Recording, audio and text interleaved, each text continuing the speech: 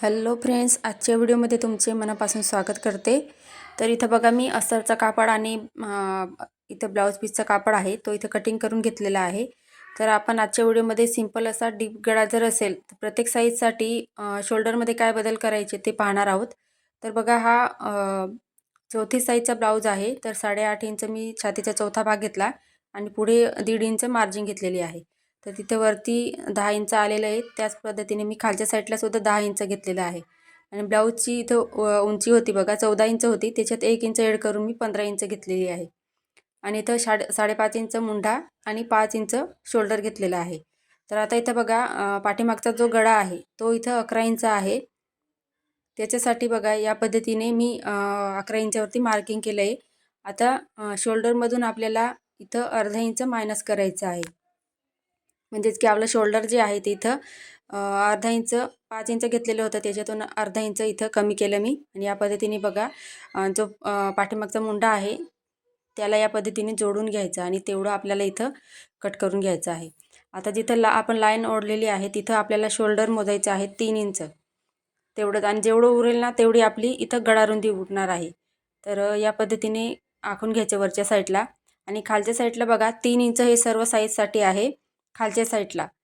तर या पद्धतीने एक तिरकस लाईन ओढून घेऊया आपण वरती जेवढं इथं गळारुंदी घेतलेली आहे तेवढं आणि या पद्धतीने असं सिंपल असा गोल गळा घ्यायचा आहे। तर या पद्धतीने तुम्ही जर पाठीमागचा जर गळा शिवला तर तुमची बघा तुम्हाला दोरी वगैरे लावायची पण गरज नाही आणि शोल्डर उतरणार नाही। तर या पद्धतीने तुम्ही एकदा नक्की ट्राय करा। आता बघा इथे आपण वरच्या साईडला जे एक्स्ट्राचं अर्धा इंच आखून ठेवलेलं होतं ते इथे मी कट करून घेतलेलं आहे। आता आपल्याला गळा असा कट न करता या पद्धतीने डार्क करून घ्यायचा पहिले आणि त्याच्यानंतर एका साईडला छापून घ्यायचा आहे। तर हे बघा या पद्धतीने मी एका साईडला जो गळा आपण काढलेला आहे तो छापून घेतला। आता इथे बघा तुम्हाला खडूची मार्किंग दिसत असेल पुसट अशी, तर त्याच्यावरती मी इथं डार्क करून घेते या पद्धतीने बघा व्यवस्थित असं।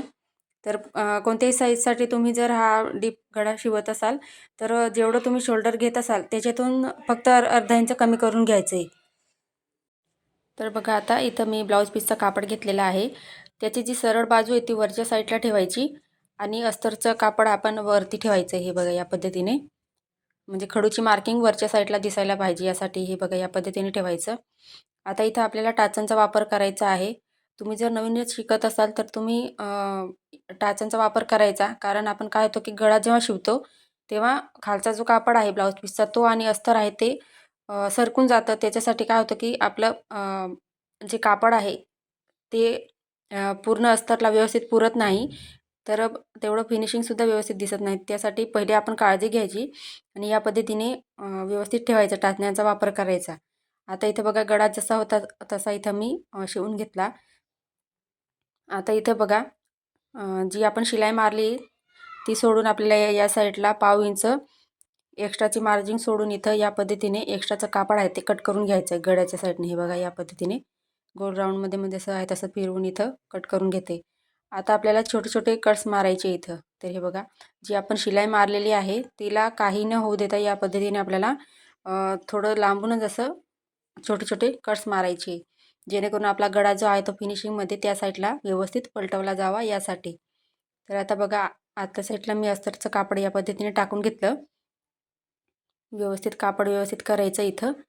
तर हे बघा या पद्धतीने आणि इथं एकदम आपल्याला कोपऱ्यावरती टीप टाकायची आहे। तर हे बघा व्यवस्थित फोल्ड करायचं, जेणेकरून आपला अस्तर आहे तो वरच्या साईडला दिसणार नाही याची काळजी घेता आपल्याला इथं एक दाबटीप देऊन द्यायची आहे या पद्धतीने।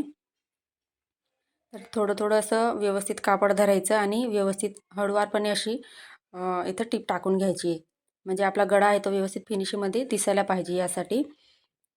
तर हे बघा व्यवस्थित असं मी थोडं थोडं अस्तरचं कापड व्यवस्थित करते, कापड आणि जे इथं अस्तर आहे ते। तर एकदम कोपऱ्यावरती अशी टीप टाकून घ्यायची इथं। तर हे बघा मी थोडं थोडं असं धरत इथं टीप टाकून घेतलेली आहे। त्याच्यानंतर आपल्याला बघा जसं असं अस्तर कट केलेलं आहे त्याला संपूर्ण अशी आपल्याला टीप टाकायची आहे एकदम कोपऱ्यावरती अस्तरला।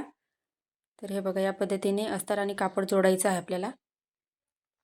तर पूर्ण ब्लाऊजचं अस्तर कसं जोडायचं, म्हणजे गळा कटोरीचं असेल ब्लाऊज ते इथं प्रिन्सेस ब्लाऊजचं अस्तर कसं जोडायचं ब्लाऊजला, तर त्याचे बरेचसे जे व्हिडिओ आहे मी चॅनलवर दिलेले आहेत, अपलोड केलेले आहे. तुम्ही पाहिले नसेल तर ते पाहू शकता. कारण पुढचे साईड पार्ट जे असतात ते जोडताना आपलं जे आहे पुढचे पार्ट आहे ते एका साईडचे होतात. त्याच्यासाठी तसं होऊ नये यासाठी आपण कोणती काळजी घ्यावी यासाठी मी व्हिडिओ जे आहे ते याआधी मी टाकलेले आहेत. आता इथं एक्स्ट्राचा जो कापड दिसतोय ब्लाऊज पीसचा, तो इथे आपण कट करून घेऊया. तर हे बघा, इथं खालच्या साईडला सुद्धा थोडासा आहे, तो इथे मी कट करून घेते. काळजीपूर्वक इथे आपल्याला कापड आहे तो कट करायचा आहे, कारण अस्तर आहे ते आपलं इथं आपण मार्जिनसहित इथं कट केलेलं आहे. तर ते कट न करता आपल्याला जे एक्स्ट्राचं कापड आहे ब्लाऊज पीसचं ते इथं कट करायचं आहे. तर ते बघू शकता, या पद्धतीने मी व्यवस्थित इथं कट करून घेतलं. आता बघा, आपला गळा आहे हा असा, तर टक्स जर घेतले तर असा पसरून जाईल तो. हा बघा, या पद्धतीने. तर आपण इथं पाठीमागचे टक्स टाकून घेऊया. तर ते पण गळ्यानुसार असतात ते पण.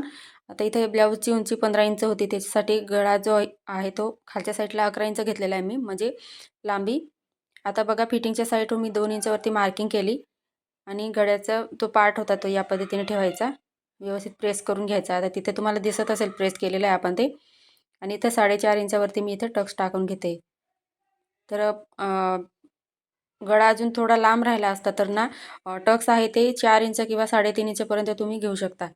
आता खालच्या साईडला बघा, इथं अर्धा इंचावरती मार्किंग करायची आणि टक्सची मार्किंग केलेली आहे तिथपर्यंत 4.5चा पॉईंट आपण घेतलेला आहे. तिथपर्यंत तिरकस अशी आपल्याला टीप टाकून घ्यायची आहे आणि या पद्धतीने व्यवस्थित शिलाईन लॉक करायची, जेणेकरून ब्लाऊज जेव्हा घालणार तेव्हा ती शिलाईन आहे ती निघायला नको यासाठी. खालच्या साईडला सुद्धा मी शिलाईन लॉक केली, वरच्या साईडला सुद्धा. आणि या पद्धतीने आपण आता इथं टक्स टाकून घेतलेले.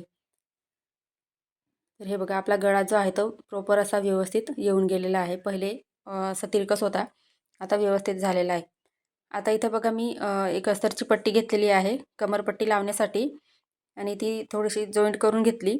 तर एका साईडला बघा, या पद्धतीने फोल्ड करायची आणि तुमच्याजवळ जर डबल असेल ती पट्टी तरी चालेल, पण इथं माझ्याकडे सिंगल होती त्याच्यासाठी मी एका साईडला शिवून घेते, जेणेकरून कमरपट्टी लावल्यावर खातल्या साईडला सुद्धा आपला ब्लाऊज जो आहे तो फिनिशिंगमध्ये दिसावा यासाठी.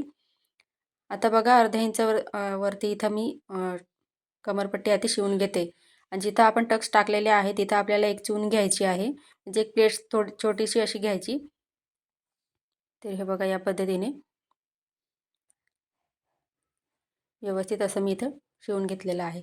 आता बघा, इथं वरून परत एक आपल्याला दाबटीप टाकायची आहे, कारण ती पट्टी आपल्याला आतल्या साईडला फोल्ड करायची आहे. तर ती एकदम इझी त्या साईडला व्यवस्थित फोल्ड होते आणि फिनिशिंगसुद्धा तेवढंच एकदम भारी दिसतं त्यासाठी.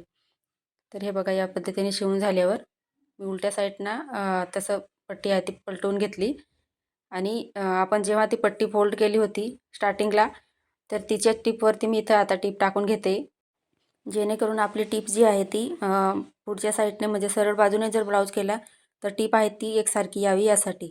तर फ्रेंड्स, आजचा व्हिडिओ तुम्हाला कसा वाटला कमेंटमध्ये मला नक्कीच सांगा.